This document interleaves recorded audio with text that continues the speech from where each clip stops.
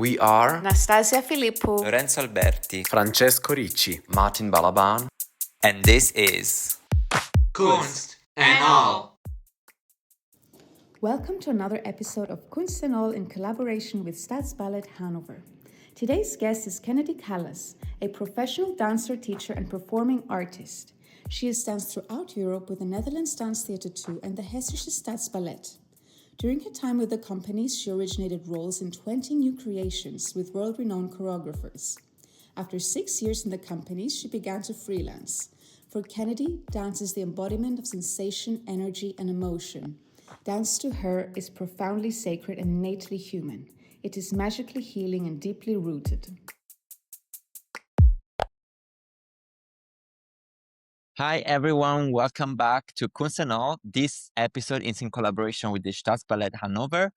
On today's episode, we have stager of our next coming premiere, which is I'm Afraid to Forget Your Smile. And today we're interviewing Kenedy Kallas. Hi, Kenedy. Hello. Welcome. And she was in charge of staging the piece of Imre Marne van Opstal, I'm Afraid to Forget Your Smile. So I just to have a little intro for the listeners who may be discovering you now for the first time. How would you describe yourself as an artist today? Oh, well, I feel like my art today is led by devotion.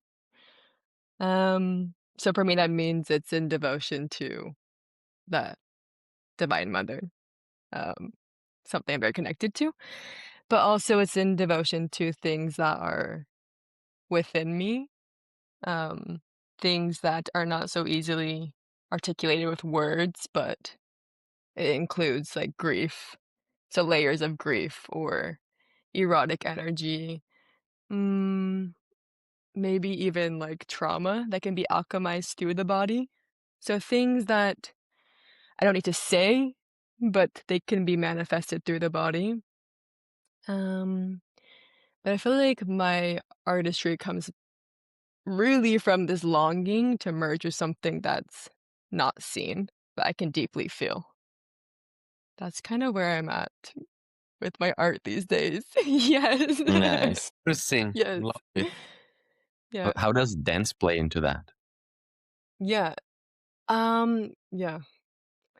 I feel like now my dance has become this way of embodying those sensations or those longings. So that's where dance comes in for me. It hasn't always been that way. I think this is more of a recent connection I've made with dance and my deeper desires. What Yeah. originally drew you to dance? My mom actually put me in dance when I was like 4 or 5, and so it wasn't like something I asked for. I just was put in, and then I just loved it. Like there wasn't from that moment any doubt of like I won't dance. Like I need to dance. It was like I have to. But I think when I was younger, dance was more like something to be good at and like be perfect at. And like I was a comp girly in the States. So it was like really competition based and I was like it was more fueled by perfectionism. And then that continued in ballet school, big time. But then I think dance changed for me when I stepped more into my spirituality. Yeah. Mhm. Very interesting. Yeah. Do you feel like you've solved the problem of perfectionism with dance through spirituality, or is it still like an ongoing question? Yeah. I think for the most part I have. Like, for the most part. There's I mean, still some moments when I watch myself dance and I'm like, especially other people's work, and I'm like, what am I doing? Like I look horrible. It's like all these like all these things that are like don't even matter and they're not even probably true, but in my mind they're like so I still have a bit of that judgment, I would say. But when I am dancing, I don't care if I fall over. I don't care. I just care about the experience. So there is a bit of it for sure. it's amazing. Yeah. Thank you. Yeah. Coming from your background, because you were like a tree on point, like before, right? Before stepping into the contemporary modern world, like where ponchos were left behind. Was that a thing? Because I don't know if you had any modern like in your education you could experience, because then you went stream to NDT2 after leaving San Francisco Ballet School. So how was that? Was that a reality shock? Was that a thing you were like, I'm so ready to let the point shoe go? Like, how was that transition for you? It was a huge shock to the system. Like, because I was like, I want to be a prima ballerina. Like, that was my goal. And I think even my facility that I have, my body, could be that could be my dream. I was pushed towards that. So then I went to NDT2 from like strict ballet training. It was like, what am I doing? Like, I don't belong here. I'm terrified because I was so insecure from my training. I was like, it was great work and whatever, but I was like stiff spine, like scared to make mistakes. And then I go to NDT2 and they're like, who are you? Like, move your spine, like move your pelvis, like show your heart. And I didn't know how. So it was very shocking the first season, but then the shedding happened, and NDT2 is like when I really grew into the artist, like closer to the artist I am today. But yeah, the first season I was like completely shocked and scared, honestly. Yeah. I'm sure also the pressure, obviously, of being such an institution. Yeah, Yeah. absolutely. Hmm. Apart from of course, the shocking part, which is very understandable, are there any moments in any collaborations or projects that you have done in the past years that were very transformative for you? Hmm. Yeah, I mean, I would just say my time at NDT2 was the most, I think, obvious transformation. And that was just through the work itself, because the people they bring, the choreographers, the colleagues, the staff is like incredible. So I think that was like the biggest transformation in terms of like my physicality and my research. And then I think when I went to Hessisches Staatsballet in Wiesbaden, that was like a more subtle transformation, where my physicality was in its place, but I grew a lot of confidence there, and kind of like this like full acceptance or closer acceptance of who I am as an artist. And so I was like more brave to share deeper parts of me. So I think those two companies really shaped me in certain ways that helped me become who I am now. And then now freelancing, recently I worked with this woman named Dunya Jojic, and she fully like helped me, allowed me to be this like wild, primal, crazy person I am in the work. Because I found that a lot in my own improvs, my own works I'd create for myself. But I think she was one of the first choreographers that like allowed me to be like this like crazy feminine being. Yeah, So I think that's my most like recent transformation was with her. it's probably Yeah. because they allow you to become the most authentic part of yourself through their eyes. It's kind of like they see you what you can't see yet, maybe, Exactly. and so they help you reach it slowly. That's lovely. Yes. It's very Yeah. nice. Yeah. Hmm. Yeah, I was gonna say, I mean, it sounds like this is a creative environment that you like enjoy, kind of working with another person. Do you prefer to work like being pushed in a sense, or like working with another choreographer, like sort of having a direction, or you prefer to just being let alone and like tinker around with your tools and your own creativity? I think both, and I like when they mix. So I love when I have a choreographer that gives me freedom to also play with my own tools and like my own improvs, and there's like more of a 50-50 level. I think that I thrive less when it's like choreographer comes and are like giving me every single step and it has to be done that way. And I'm like, I can't. Like, I can, but I think that I thrive more when there's like this mutual trust. I'm not saying that there isn't mutual trust when they give you every single step, but like, I guess a deeper trust and like this thing of like, yeah, allowance of more parts of me to exist. And that might mean more freedom for me to like explore other things besides just their choreography. Mhm. Mm. And Yeah. I think it also brings out a different environment, like the creative atmosphere. It feels less like stressy in a sense, because exactly as you said, they trust you to bring what you have on the table as well. There are like choreographers who particularly shaped the way you think about movement or like performance. Yeah. So yeah, there's Dunya, who I just said. Dimo Malev is this guy that I'm working with now and that I worked with NET too. And he is like, his whole method is like getting rid of the professionalism in the body. Like we're so used to being like, this is how you do it, but like what would happen if I just got connected to the natural flow of the body? So that he's very nice to work with. Marco Goke, like he really helped me tap into like more of my confidence and also that kind of wild like energy and almost rage. He like yeah, he was like I think in company life I did his work the most. So I really enjoy his work and I enjoy working with him. Mm, yeah. I think right now I worked with so many great people, honestly. But like right now, that's who's coming. That's Yeah, who's fair coming to enough. mind. No, it's Totally alright. fair. Yeah, But yeah, my question is, like this developing of your own artistry in through the years did also help the way you perform, like yourself as a like a performer.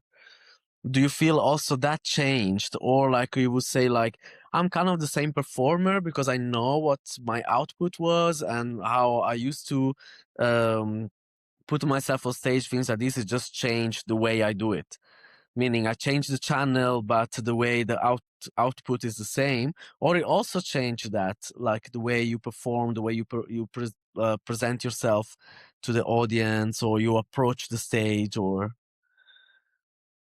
yeah. I that changed. I mean, I think I've always been quite a present performer, even when I was in a student and first years in the company. But I think what really changed is like the idea of projection. So I think when I was younger, I used to be like, I need to project, and I need to like do it for someone. But now that I'm older and with more experience, I'm like, no, the experience is the experience. Like what I'm experiencing, they'll experience, and that's enough. So I think that's the thing that's changed. Yeah. all right, Yeah. cool. Beautiful. To talk about a bit the work of Imre Marne and the staging that you're doing right now. So you work closely with them, and how was I'm afraid to forget your smile the first encounter you have with them, or you had something else, and how was actually the first encounter, like putting their work in your body, experiencing that? Yeah. Well, my first encounter with them, with Marna, actually was at NDT because it was his last season and it was my first season. So he actually is my colleague because we did like this big collaborative piece called Kunst.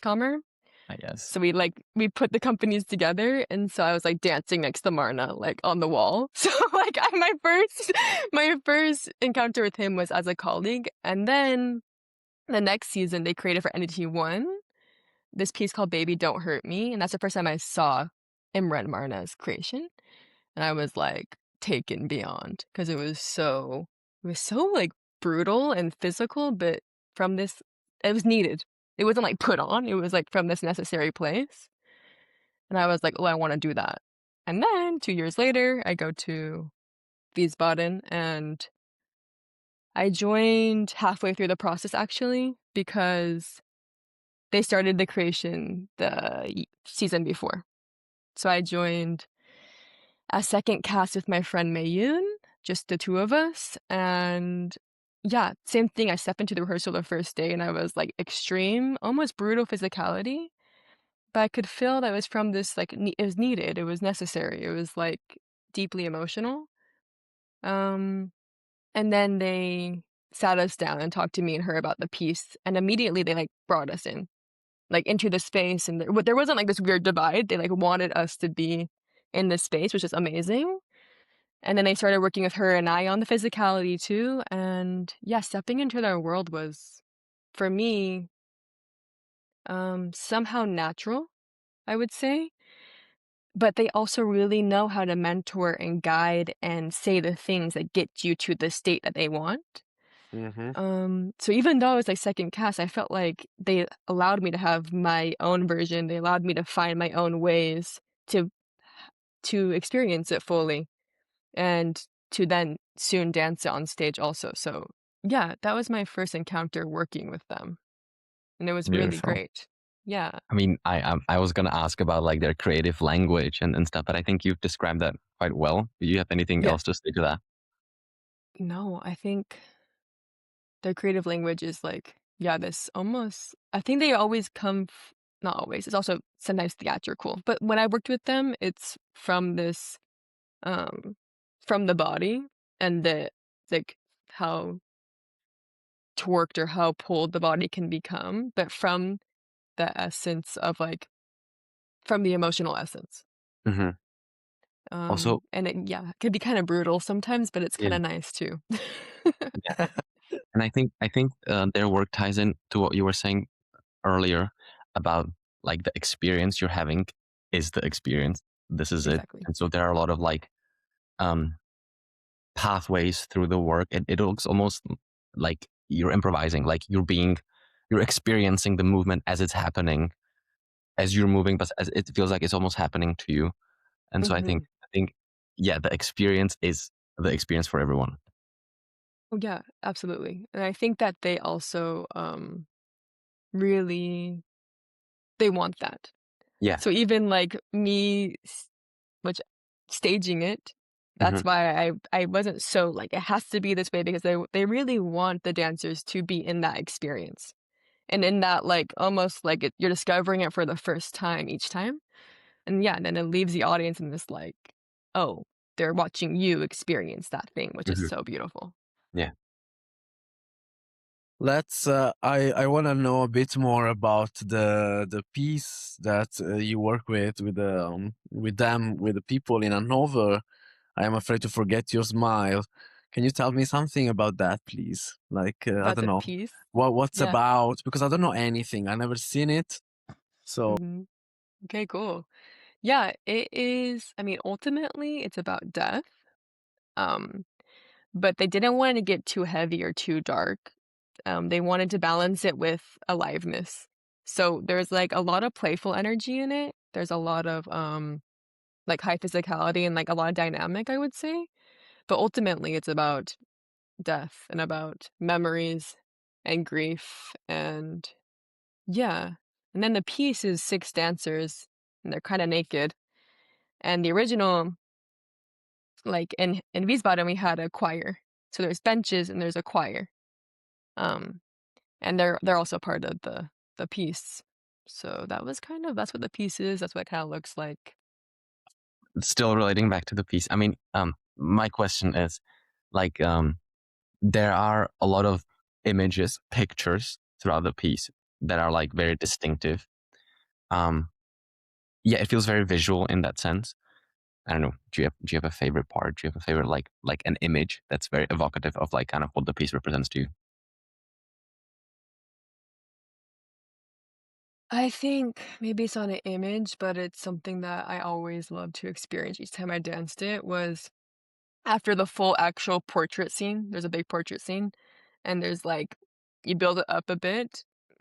My character would collapse on the floor, and I would lay there for like 5 or 6 minutes, and I would just see the other duet dancing, and I would hear the beautiful choir and see the lights. And I think for me, that was like the closest feeling on stage to what I felt in deep grief of like, my body is just surrendering. I'm here in this like collapsed state, waiting to be touched by my partner who's coming soon, which is also a beautiful moment of like collapse and then feeling hands on my waist.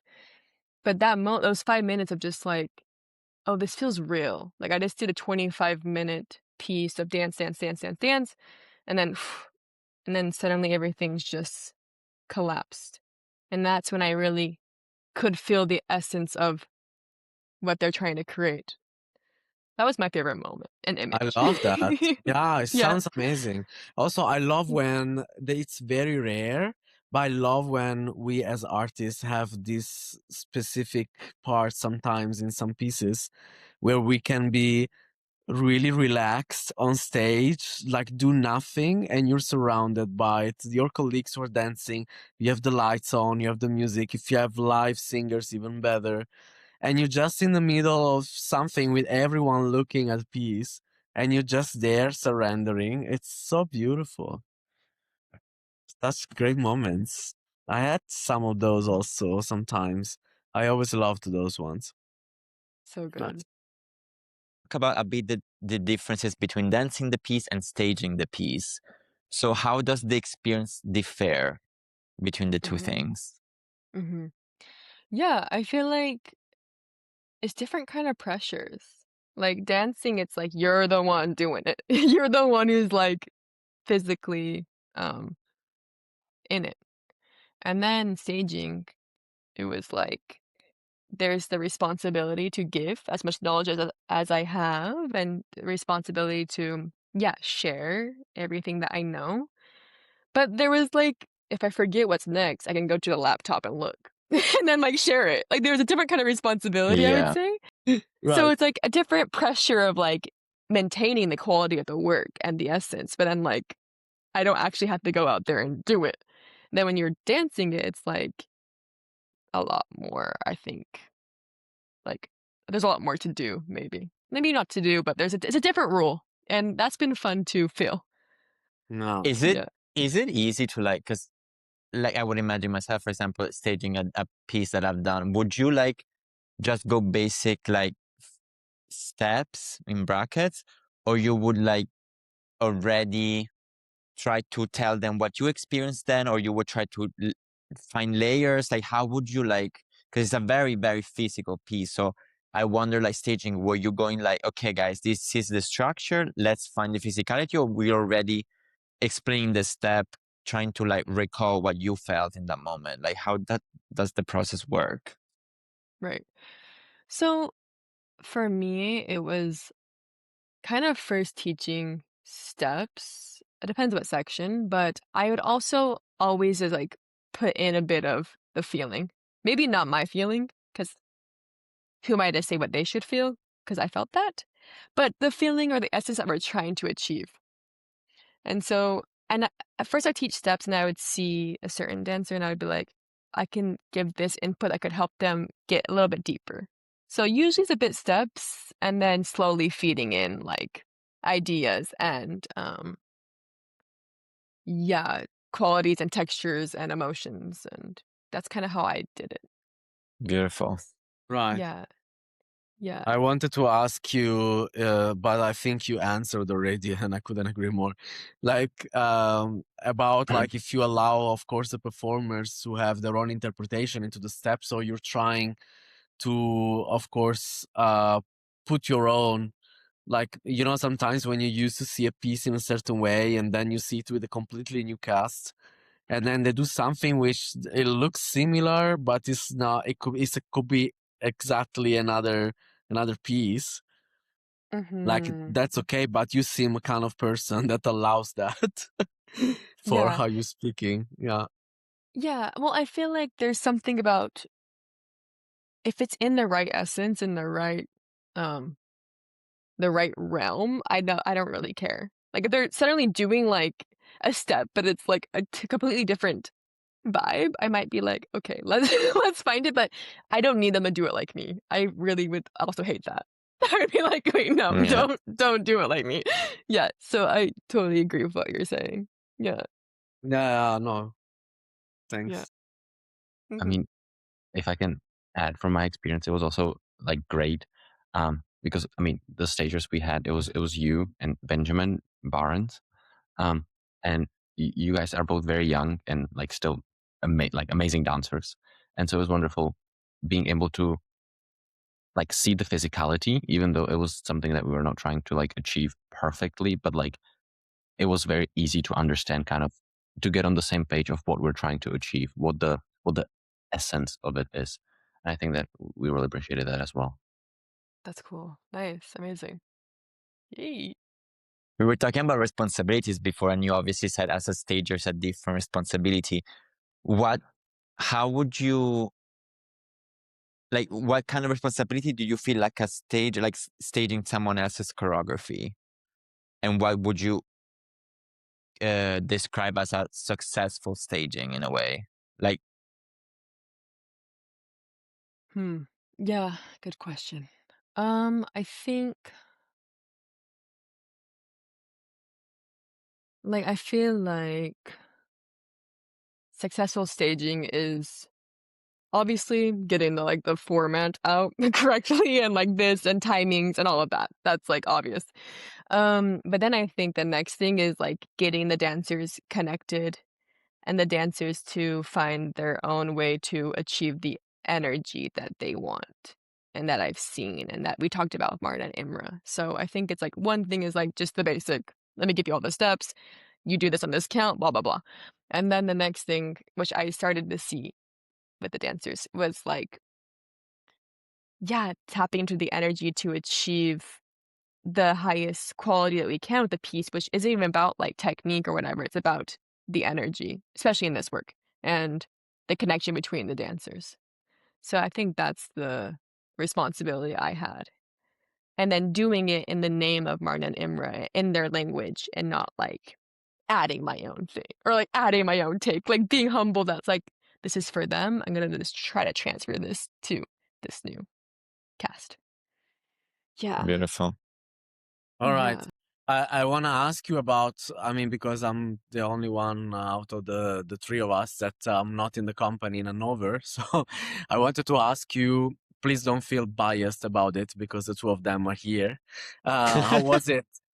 How was it working with the dancers in Hannover, and how was their approach to the work? And what can you say about that?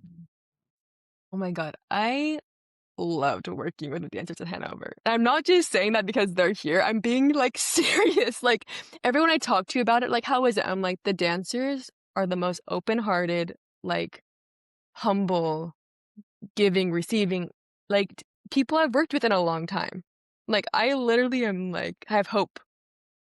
And for a while I was dance companies were but seeing this group, I'm I have a lot of hope. And it was so beautiful. That's not For real. For real. We indeed. also got her to teach us, morning training was so good. Ah, cool. We had the really full experience. Yeah, that's nice. I think I would actually like to ask about that. How much, if you have any experience with teaching, or how much experience you have with teaching, do you enjoy teaching? Yeah. What are you trying to share also with teaching? Because I feel like teaching is a different kind of sharing than staging. It comes from a different place and you're trying to achieve different things. So yeah, I'm interested in hearing that. Cool. Yeah. I love teaching. I think that it feels also very organic for me. I teach, I've taught a lot for summer intensives and students. And I think now that I'm freelancing, I'm stepping more into teaching professionals, which is really amazing. And I think that when I teach, I'm trying to connect, to bring the practices that I've had, my own spiritual practices and my own practices I do, my movement practices, somatic practices, into a way that I can bring it to the dancers that are professional and still warm them up.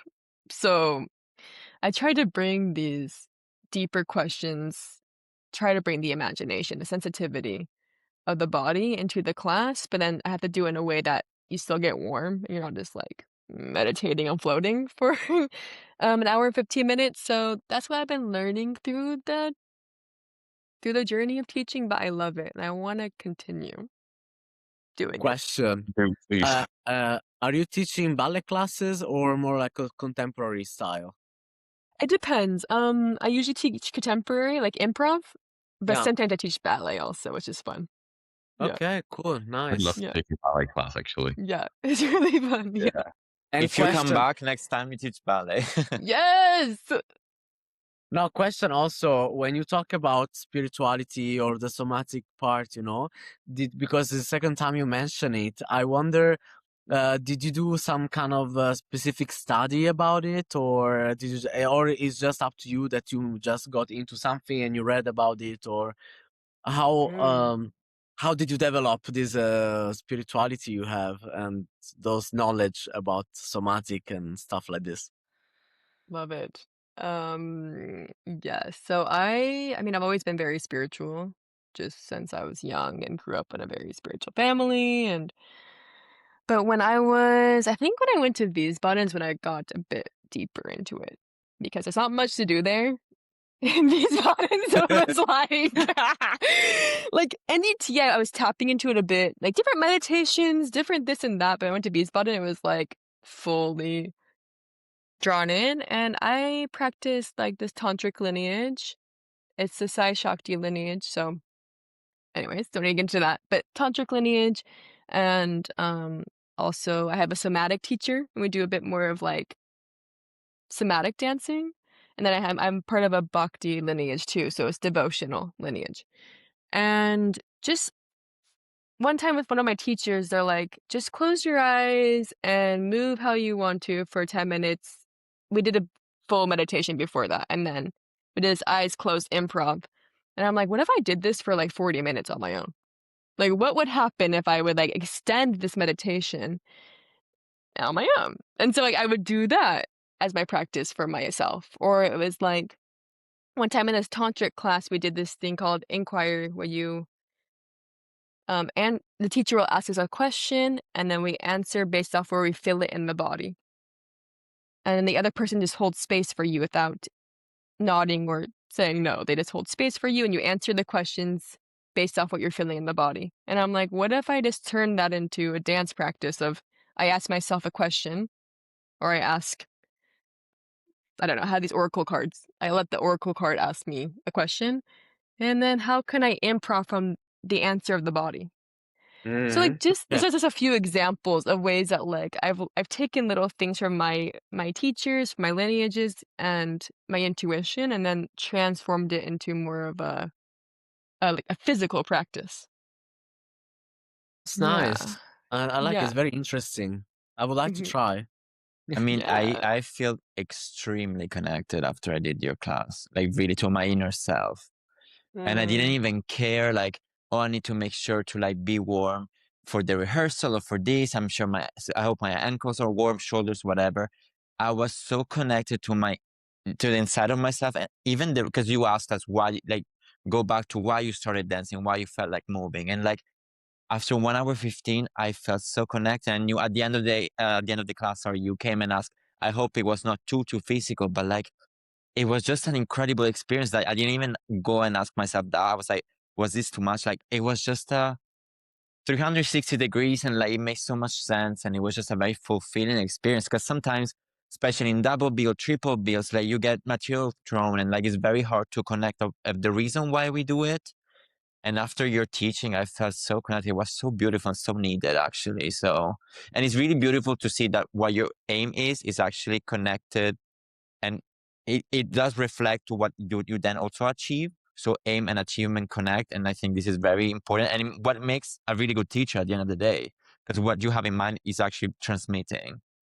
Yeah. So Mm. it was It, really uh, great. it does happen to dancers a lot that we get very detached, I think, from our bodies, or like from. I'm trying still to understand how to put this in words, but because sometimes I see it and I understand it, also because I lived it inside myself, but I don't know yet how to explain how to reconnect with with your own self, with your own emotions, with your own real authentic you while you dance.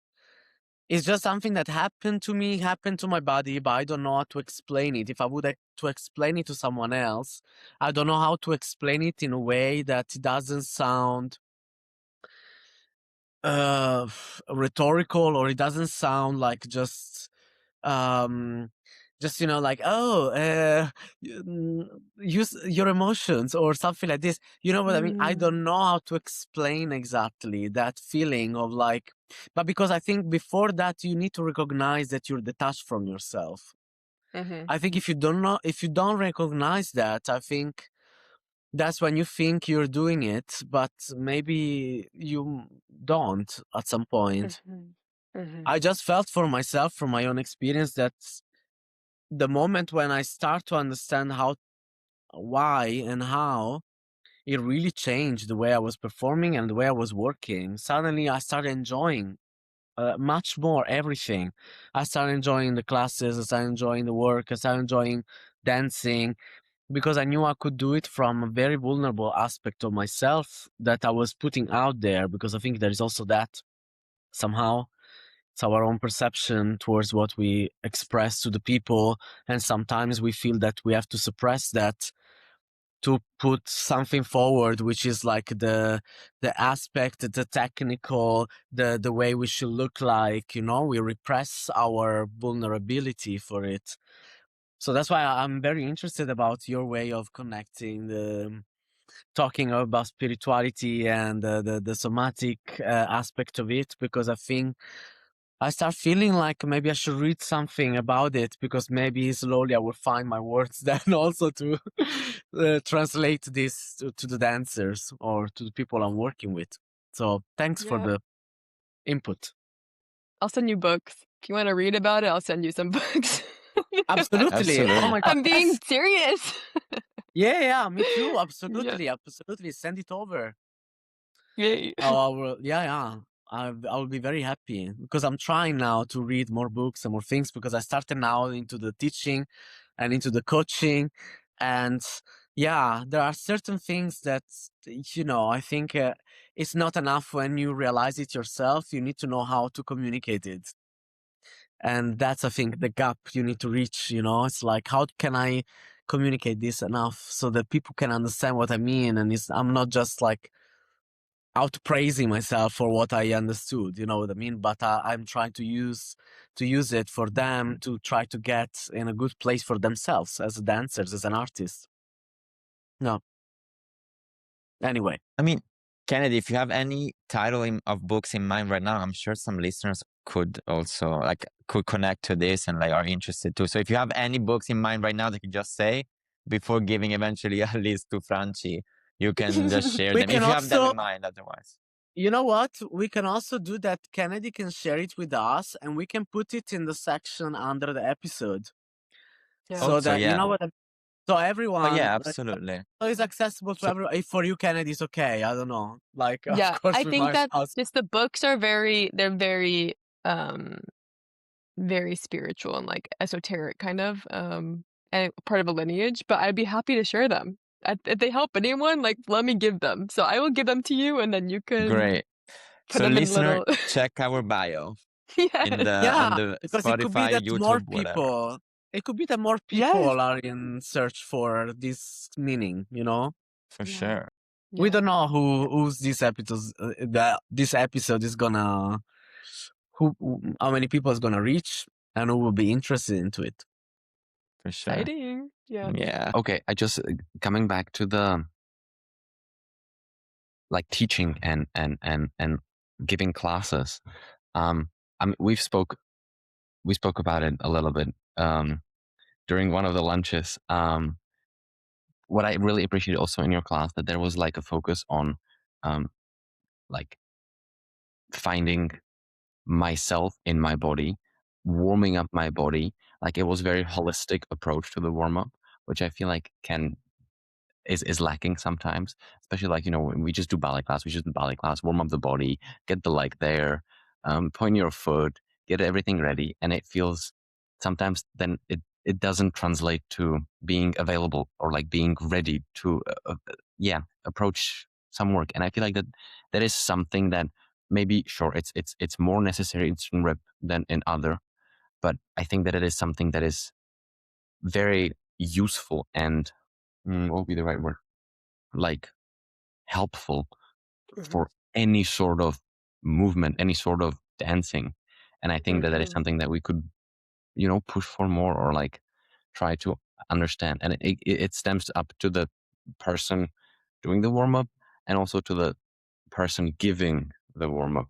And I think that, yeah, Because I think that even ballet class could be taken in this holistic way. exactly. That it's for me and, like, as a professional dancer, what you need to do for your body to achieve what you need to do in the next rehearsal. Yes. So when I see these, rehearsal directors, no shade, but when I see these rehearsal directors that are like, "Ballet class has to be like this and, like, back foot pointed," and, like, but after that, you're literally gonna bang your body on the floor. It's like, how does that match? So then it's like, I think that, yeah, but I also think that the dancer is like, just do it. Just do what you need to get there. So I agree. It's like it's like a relationship. Exactly. The rehearsal director has to meet you halfway, and the dancer has to also, if that's what they want. And I think for I'm Afraid and works like that, there has to be this opening in the energy, in the heart, in the pelvis, or else it's a big shift suddenly to go from like stiff spine to like banging my legs on the ground. Sure. Yeah. Yeah, that's what I was referring to before. Because mostly I teach ballet classes and I'm trying to put those things into the ballet class because I think there is a way. Yeah, there is. There is a way, absolutely. And of course, I'm not talking if you have to do then the variation of Don Quixote with whatever. Yeah. But I'm talking, of course, for those kind of companies that, that they are very versatile and they do different kind of works and they can explore their bodies and their physicality in many different ways, even when dancing neoclassical and dancing things like this, because unless you really have to do, even though I also think in a way that even if you do the ballet, also there it could help to train in different ways sometimes, because I think it makes you explore how you can move your body in different ways and not as you always have done it. I think it's just, for me, it's just, I don't know, you find meaning in having more to discover about yourself, about your body, how you can move, and what about if I do this different today, and what about if I approach this like this. It's a bit more, I don't know, for me it's more sparkling, it's more energetic, it's more cool. I think it also makes sense with because sometimes people complain that, oh, we need to keep ballet alive. But like, how do I keep it alive if I'm just trying to do something that has been done for centuries and I'm dancing and doing that certain steps the same way I'm doing it for 10 years because I've been a professional for 10 years. You know what I mean? Like, I Yeah. think if we adapt these thoughts in the training, even in ballet, because we can still be very proper by understanding and being in charge of the properness in brackets, as in like I'm aware I'm being proper instead of finding a certain like aesthetic that was like in books or like I don't know if it makes sense what I'm saying or what I'm trying to say. It's like we can be so alive and up to date also with the thing that happened centuries ago. It's like I can be an Odette Odile, Prince Siegfried or whatever, actually, because like I think sometimes we don't need to add faces or anything. Prince can be a physicality, like like Basilio has a different physicality than of a prince. And this I have if I know what I'm doing already from a demi-plie in class. And if rehearsal director or ballet masters in ballet companies even allow me to do a demi-plie in a different way, depending on the production I'm doing, I think I will have a successful performance, like much better. Because if I do a demi-plie on a bar or a class, the same way my whole life, how can I adapt to different? Because there are also different styles in ballet, like it's not just in contemporary. So I think it's definitely time to. For me, yeah, Laura, for me it's absurd sometimes when you have different kind of classes and then you have to dance something and for me it's kind of crazy that you blame the teacher. It's like, oh, I'm not warm at all, I'm not ready to the rehearsal or whatever. And I'm like, you own the body, it's your own body, why didn't you warm up? It's like, if you felt that the teacher's exercise was not warming you up, what did you do to fight that, to warm yourself up? You know what I mean? It's Yeah, like, yeah, I'm going to play a bit the devil's advocate here, because also you have to have a safe space to do that and not feel judged by the ballet master because you're going out of their line. Because there's some people that they give you looks if you change the exercises. And I'm like, that's also true. This You're is right. I think what is important is to everyone, ballet master, pianist, dancers, need to leave the ego at the door. If I change a Yes. step in class, it's not because I want to prove you that I know better of the teacher. It's because in that moment, I either have pain, I either have Absolutely. difficult rehearsal, or I just don't feel like doing it because I know I'll be doing releves and from 11:15 until 6 o'clock at night. And I'm like, I don't need to do releve right now. And I think it's very important and safe and healthy that everyone understands. Teacher understand that class is not for them, and dancers understand that class is for them, and they need to be humble enough to like respect their colleagues and the people in front of the room. So it's a very like collective work. No, you're completely right, Laura. Yeah. I'm done. Let's move on. Yeah. I wanted to ask you, what excites you most about the future, either in dance or beyond? I'm not gonna say excitement, but I'll say hope, maybe. I hope that dance returns to this sacred technology that it is. Because dance is meant to connect you to the body, to others, to the divine. And it's become so capitalistic and produce and da, which I get it's part of it. And I love that we have theaters that support dance and that we had the opportunity to have careers out of dance. I'm not saying take away that, but I hope that we can return to a bit more a human essence, that a process shouldn't just take 4 weeks.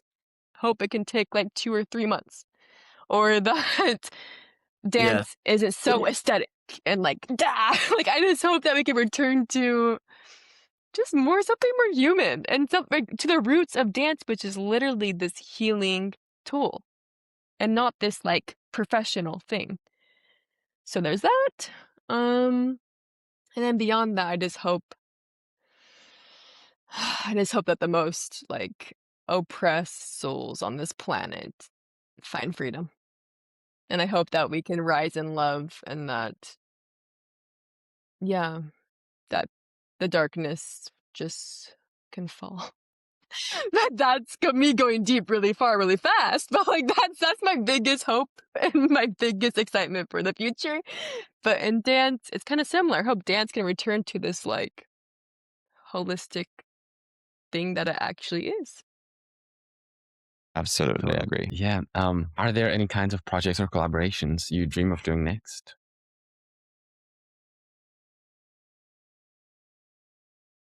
I have ideas. I have like little seeds planted. Like I would love to merge everything I've learned from my spiritual path and that I'll continue to learn, and my professional path and teaching. I would love to merge this all somehow, some way, but that's just gonna manifest when it does. Yeah. Can I chip in with sorry, I want to add a question. I have a question. Is there something, because sometimes it happened to me to be in front of the room and then you realize so many things, like stupid example. Once I had to be in like panel for an audition, and I did realize that as much as you want to really look at everyone in the room, at some point you can't, like, because there's so many people and you just cannot receive all these humans at once. So I wonder if there is something that being on the other side of the room, whether in staging, teaching, that made you realize that you didn't maybe realize when you were a dancer, or like notice. It could be anything.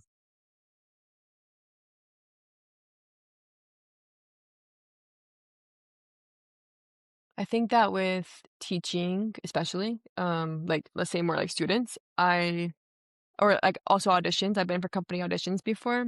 It's so true when they're like, we can see everything. Like I could see when someone's like rolling their eyes in the corner. Or I can feel when someone's like kind of sassy and like I don't know, like, and it's so I don't know, when you're sometimes on the opposite side, they would say that. I'm like, okay, yeah, like whatever. But it's like, no, I literally can see everything. And I hate saying that because it sounds so like, eh. But this is true.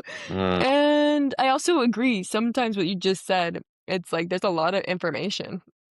And sometimes when I teach class, I'm like, I'm not really even seeing, I'm just sensing the space and sensing how we're feeling because I'm like, it's so hard to like see 30 dancers in front of me. So I think those are two things. I'm seeing everything, I'm not seeing everything. Those are the two things I've learned. Yeah. Yeah. All right. To Yeah. close it up, my last question would be, when the audiences watch I Am Afraid to Forget Your Smile, what do you hope they leave the theater feeling or thinking about? I hope that they get pulled into themselves a bit, that they can see the piece as a mirror of their life, and like I hate saying this, but that it's gonna end. that this is just this moment, and it's like, yeah, this moment is really all that there is, and so I hope they get a um a little glimpse of how fragile and how beautiful this life is, and how that's like so connected to divine. So I hope they can get a little taste of God, goddess, divine, source, whatever you want to call this thing, from this piece, which I think they will. Especially because they're amazing. The dancers are amazing. So, yeah. So when is the premiere again, actually? The 18th 18th? Yeah. of April, yeah. 18th of So April? Okay. So if you're in if Hannover, please go watch the absolutely, piece. Go watch the it's dancers. it's a beautiful program, and you have two very different pieces. So What yeah, is the other piece? Schmetterling from Paul Leifert and Sol Leon. Right. Okay. So cool. Seems like a very nice evening.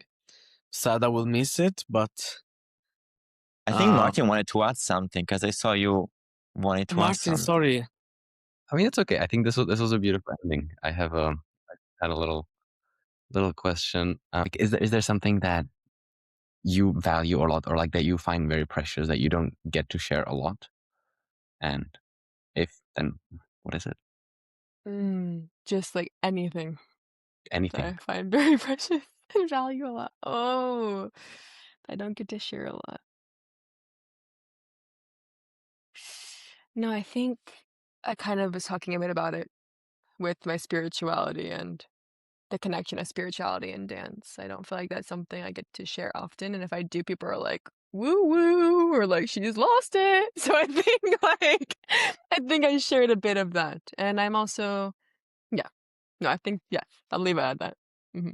Then Beautiful. we're glad you had the chance to share it in the podcast. Thank you Yes, for doing that. yes. Thank you. Thank you. Yeah, Yeah. for sure. All Yeah. right, then we can wrap it. Thank you, Kenedy. Yeah, Very Kenedy, nice. that was amazing. Thank you so Oh, much. I love thank when you. like everything just like we see you dancing and you're just this beautiful creature, and then as a person, it's just like you're just like everything.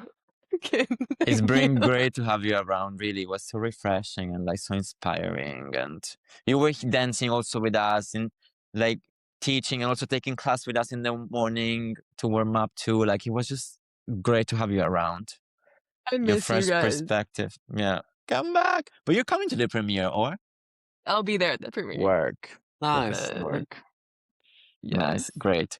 Thank you so much, everyone, for listening to this episode. Yeah, make sure to purchase your ticket if you can, if you're around Hannover, or if not, travel to come see us. And yeah, thank you, Kenedy, for your time and for your words and for everything. Thank you. Indeed. Thank you. Bye, guys. Thank you. Bye. Thanks for listening to today's episode of Kunst Staatsballett Hannover. Make sure to like and subscribe to our channel. You can find us on Spotify, Apple Podcasts, and Amazon Music. And you can also find all featured episodes on the Staatsoper Hannover website. Don't forget to follow Staatsballett Hannover on Instagram, as well as Kunst for more updates and behind-the-scene content. We'd love to hear your thoughts, so feel free to reach out and share your feedback. We are Lorenzo, Nastasia, Francesco, and Martin. Thanks again for joining us. Until next time, stay kunstig!